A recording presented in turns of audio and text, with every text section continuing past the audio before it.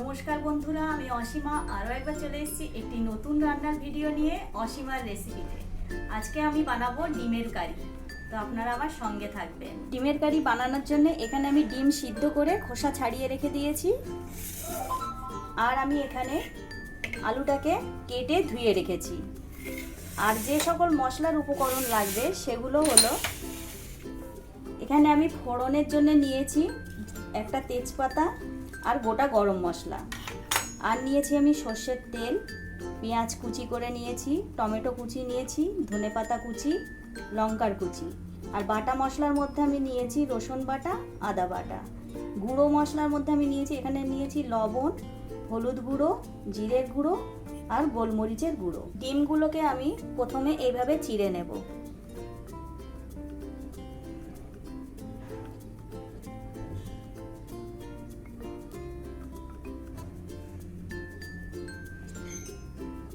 সব ডিমগুলোকে আমি এইভাবে চিড়ে নিয়েছি। কড়াইটাকে আমি ভালো করে গরম করে নিয়েছি। এবার এর মধ্যে দেবো একটু সর্ষের তেল,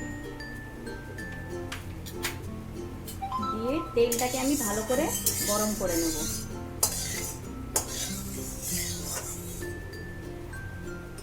তেলটা গরম হয়ে গেছে, এবার আঁচটাকে আমি এবার একটু কমিয়ে দিয়েছি। দিয়ে এতে এবার একটু দেবো হলুদ গুঁড়ো, আর দেবো একটু লবণ। এটাকে একটু মিশিয়ে নেব, নিয়ে এর মধ্যে আমি ডিমগুলোকে ছেড়ে দেব।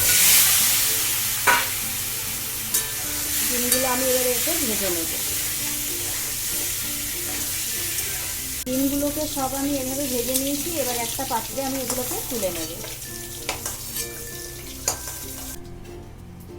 যে তেলটা আছে ওর মধ্যে আমি আরেকটু তেল দেব।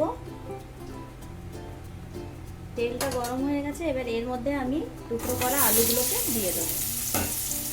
দিয়ে আলুটাকে আমি ভালো করে ভেজে নেব।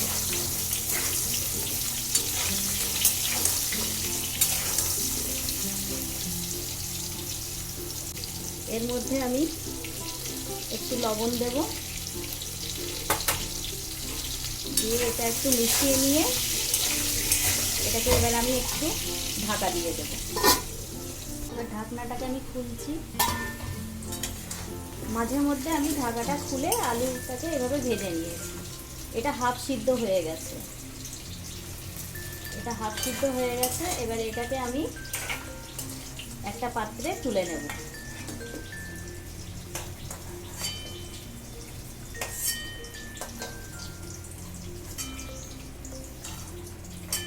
এবার যে তেলটা আছে ওই তেলটার মধ্যেই আমি দিয়ে দেবো একটা টুকরো করা তেজপাতা আর গোটা গরম মশলা।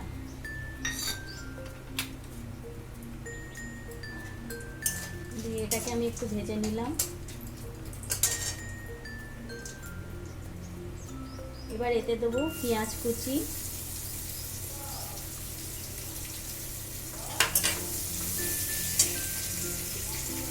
আর লঙ্কা কুচি, দিয়ে এটাকে আমি ভালো করে ভেজে নেব।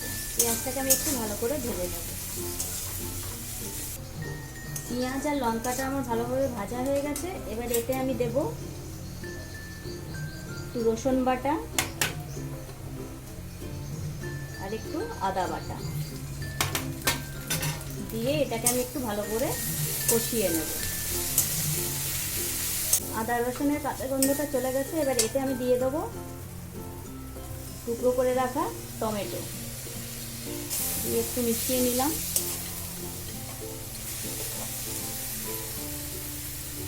এবার এর মধ্যে দেব আমি একটু টেস্ট অনুযায়ী লবণ,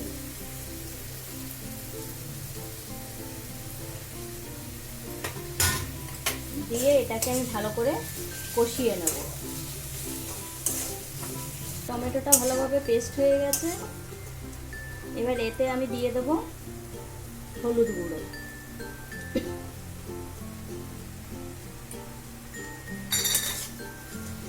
দিয়ে একটু মিশিয়ে নেব। আর দেবো অল্প একটু ধনেপাতা কুচি, সামান্য একটু জল দেব, দিয়ে মশলাটাকে আমি একটু ভালো করে কষিয়ে নেব। মশলাটাকে আমি ভালো করে কষিয়ে নিয়েছি। এবার এতে আমি দিয়ে দেবো ভেজে রাখা আলুগুলো। আলুটা 80% তখন সিদ্ধ হয়ে গেছিলো। এবার এতে আমি দিয়ে আর একটু মিশিয়ে নেব। এবারে দিয়ে দেবো জিরের গুঁড়ো, দিয়ে এতে অল্প একটু জল দেব। ভালো করে এটাকে মিশিয়ে নেব।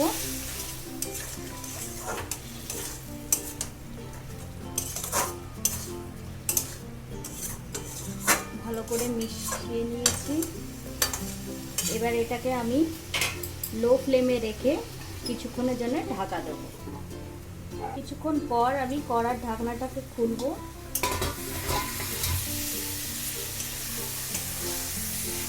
ভালো করে হয়ে গেছে এবং আলুগুলোও সব সিদ্ধ হয়ে গেছে। এটাকে এবার একটু ফ্লেমটা বাড়িয়ে দিলাম। এবার এতে আমি দিয়ে দেব জল।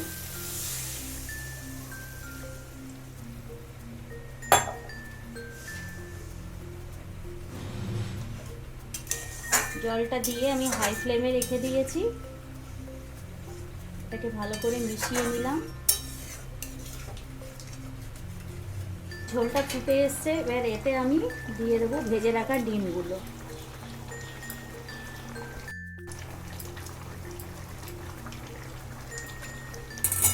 ডিমগুলো দিয়ে আমি এবারে এটাকে একটু মিশিয়ে নেব। ডিমটা কিছুক্ষণ ফুটবে। এটাকে ভালো করে একটু ফুটিয়ে নেব। আলু আর ডিমটা আমি ভালো করে ফুটিয়ে নিয়েছি।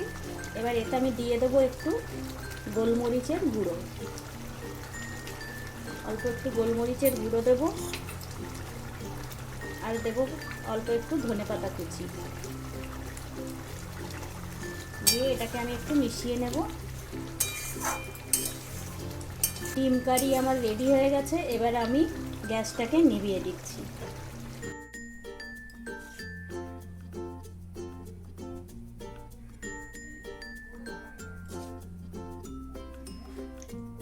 ডিমের কারি আমার রেডি হয়ে গেছে। বন্ধুরা, আপনাদের যদি এই রেসিপিটি ভালো লেগে থাকে তাহলে একটি লাইক করে দেবেন এবং কমেন্টের মাধ্যমে জানাবেন যে কেমন হয়েছে রেসিপিটি।